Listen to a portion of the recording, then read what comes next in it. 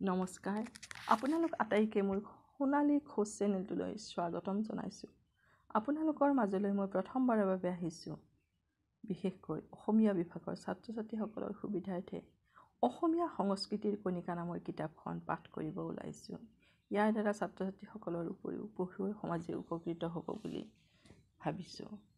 লুইতৰ দুপাৰৰ বিস্তীৰ্ণ ভূখণ্ডত যুগে যুগে বসবাস কৰি অহা আৰ্য আৰু আৰ্যভিন্ন বিভিন্ন প্ৰজাতিৰ লোকৰ ধৰ্মানুষ্ঠান, পূজা পাৰ্বণ, লোকবিশ্বাস, আচাৰ বিচাৰ, নৃত্য, গীত, ক্ৰীড়া, কৌতুক প্ৰভৃতিৰ সমাহৰণ আৰু সমন্বয়ত প্ৰস্ফুটিত হৈছে অসমীয়া সংস্কৃতিৰ শতদল। অসমৰ সংস্কৃতি একৰঙী নহয়, বহুৰঙী। ইয়াৰে কিছুখিনি ভাৰতীয় সংস্কৃতিৰ প্ৰভাৱত গঢ় লোৱা আৰু ভালেখিনি থলুৱাভাৱে বিকশিত হোৱা। থলুৱাভাৱে পৰিপুষ্ট হোৱা সংস্কৃতিৰ সম্পদসমূহক সমীক্ষকসকলে লোকসংস্কৃতিৰ অন্তৰ্ভুক্ত কৰিছে।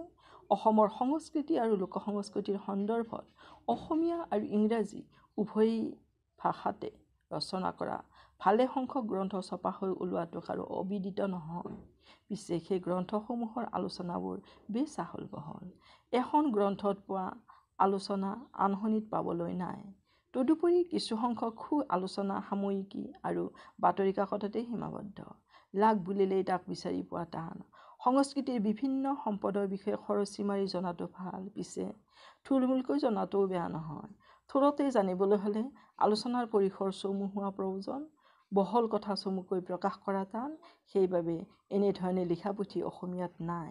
এই অভাৱলৈ লক্ষ্য ৰাখি অসমীয়া সংস্কৃতিৰ কণিকাখনি যুগুতোৱা হৈছে। কম কথাৰে বিষয়বস্তুৰ লগত পৰিচয় কৰাই দিয়াটোৱে পুথিখনিৰ মূল উদ্দেশ্য।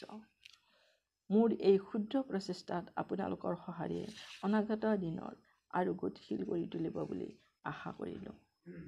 নমস্কাৰ, মোৰ চেনেললৈ পুনৰবাৰ আপোনালোকক সাদৰ সম্ভাষণ জনাই আজি মিচিংসকলৰ সংস্কৃতিৰ ওপৰত যুগুতোৱা অধ্যাপক বৈকুণ্ঠ ৰাজবংশীৰ ঐনিতমৰ বিষয়ে পাঠ কৰিব ওলাইছোঁ। ঐনিতম মিচিংসকলৰ সংস্কৃতি বৈচিত্ৰ্যময় আৰু বৰ্ণাঢ্য।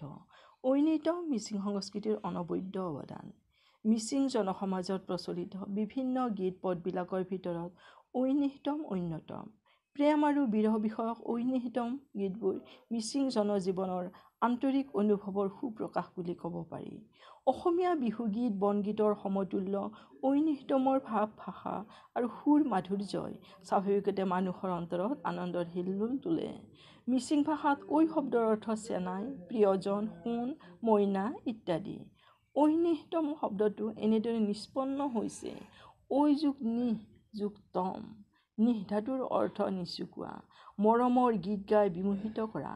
তম প্ৰত্যয়ৰ অৰ্থ উদ্দেশ্য, যাক উদ্দেশ্য কৰি গোৱা হয়। গতিকে ঐনিতমৰ অৰ্থ হ'ল প্ৰেমক উদ্দেশ্য কৰি গোৱা গীত বা প্ৰেমৰ গীত। ঐনিতমৰ উৎপত্তি কেতিয়া হৈছিল কোৱা টান। পৃথিৱীৰ সকলো লিখিত সাহিত্যৰ আৰম্ভণিতে মৌখিক সাহিত্যৰ সৃষ্টি হোৱাৰ দৰে মিচিং ভাষাতো লোকগীতিসমূহ মৌখিক সাহিত্য হিচাপে সৃষ্টি হৈছে। সময়ৰ সোঁতত ঐনিতমৰ ভাৱ, ভাষা আৰু সুৰৰ ক্ষেত্ৰত পৰিৱৰ্তন পৰিলক্ষিত হোৱা দেখা যায়। সৌন্দৰ্য পিপাসু মিচিং লোকৰ সৰল প্ৰাণৰ ভাষাময় অভিব্যক্তি ঐনিতমত প্ৰকাশ পায়। জীৱনৰ সুখ দুখ, হৰ্ষ বিষাদ, আশা নিৰাশা, প্ৰেম ঘৃণা, মিলন বিচ্ছেদ, হতাশা ইত্যাদি ৰূপে। তদুপৰি সমসাময়িক সামাজিক, ৰাজনৈতিক, অৰ্থনৈতিক জীৱনৰ প্ৰতিফলনো গীতবোৰৰ যোগেদি চিত্ৰিত হয়। ঐনিতমৰ দুটা পংক্তিত বিভক্ত।